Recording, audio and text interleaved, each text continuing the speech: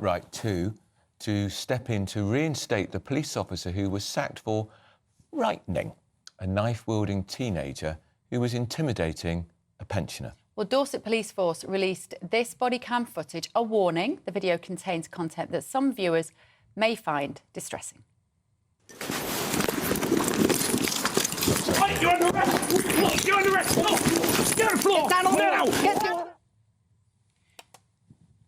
So that's the PC Castle there we're looking at. And that's the teenager on the floor. A misconduct panel acknowledged the teen had a knife at the time, but they concluded that PC Castle failed to show self-control or professionalism. And didn't give him the thug the respect he deserved. In my view, he deserved no respect. He should be allowed to jump out of a police car and chase down a scally and hold him up against the wall and hold him on the floor. Particularly if he's intimidated a pensioner who could have... He didn't hit him across the face. No. He just literally restrained him and held him down. Why can't you do that? And he swore at him. Oh, dear, he swore. Lorne Castle spoke to GB News yesterday.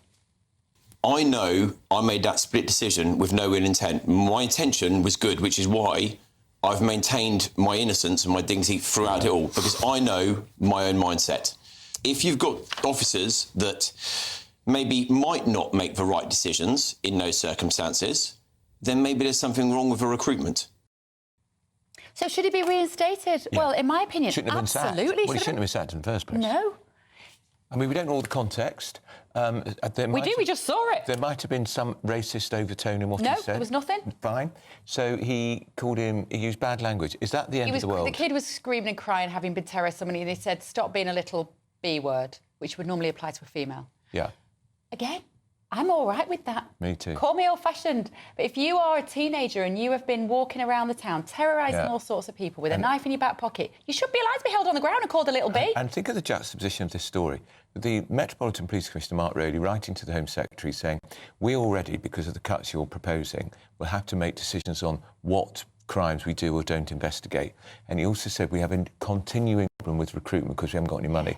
How are they going to recruit coppers if you lose your job for doing your job properly? How do you? Who would want to be a police officer? You've also got the same situation with soldiers who are being arrested, who were doing their duty in Northern Ireland during the Troubles in the 70s. They're getting a knock on the door because of they may have shot dead a terrorist armed with guns, bullets, bombs, trying to kill us, trying to bring down the state. Well, the public are very much on side with Lorne Castle. Really Let's talk now to the former Detective Chief Inspector Dave McKelvey. Good morning, Dave. What occurred to me there is it's tough enough to be a copper when everyone's got a mobile phone and the slightest lack of control could see you hauled up for disciplinary. But it's even worse when it's the body cam of your colleague as another officer, and that body cam footage is then used to get you into trouble. What's happened here, Dave? What is this story really about? It's a complete nonsense, and that's the way, unfortunately, policing's gone. You see it day in, day out. Police officers are scared to do their jobs. The reality is that they risk. As you've seen, there's the example. But this is happening. This isn't a one-off. This is happening day in, day out. Police officers are getting sacked for the most ridiculous nonsense. I mean, being honest, I'd have been sacked on day one, every single day of my career. Because, like the PC here, I was arresting people. I was at the coalface. A lot of the senior officers you've got in place now have never actually worked at the coalface of policing. They've never arrested people. They've never had to deal with people in those situations and in anger. And that's what you've got. You've got a leadership group who don't know what it is to actually police the streets of London or And Dave, can I jump in there? Is that because there's so much emphasis now in recruitment for university education, high-flying, and then they're parachuted into a high-flying officer's job because they've got a big degree, when what they really need to do is pound the beat like you did when you started? Yeah, I mean, if you go back to the old days, Andrew, when I joined, you had a lot of ex-military, vocational police officers. I joined because I wanted to be a policeman. I wanted to do good for the community. And it was a career. Now they'll join for a year, 2 years. They're getting paid to do a degree during that period of time. And then at the end of it, I think, well, actually, I'm not getting paid enough. I'm going to be a train driver. You know what's ironic? Sorry, Dave. I'm incensed by this story. Do you know what's ironic as well? The police force have released this body cam footage because they think the public are going to say, oh, yeah, that was right. He should have been sacked for that. Absolutely. Nobody's saying that. Even the way the newspapers are reporting it, there's only a couple. The Independent are saying it's shocking footage. Of course they are. There's a couple, I haven't seen The Guardian. The Guardian will probably say the same thing.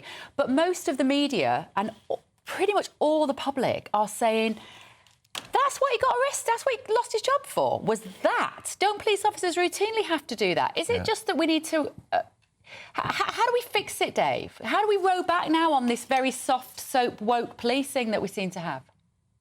Look, the reality is, I don't know how you do that. You're looking at a tsunami of crime coming. You've got, the cuts are going to be devastating. I mean, it's already on its knees. You've got, I can't tell you the number of police officers who contact me on a daily basis looking for a job. It's ridiculous. And it's the same message. We don't feel we have any support from the leadership, and we fear doing our job. And that's what's going on. And the thing that's been missed here is that young miscreant had a knife in his pocket. Quite. Yeah. Now, you've not got the context. They produced this video, Dorset Police, to try and justify what they've done, but you haven't got the context behind it of who this kid is, what he's done, and he's got a bloody knife on him. What if he pulled a knife out and cut the officer or cut a member of the public? But the other thing is, it's not the kid that complained. It wasn't even the kid's parents that complained. They were all OK with this. It was his fellow police officers that threw him under the bus. Yeah.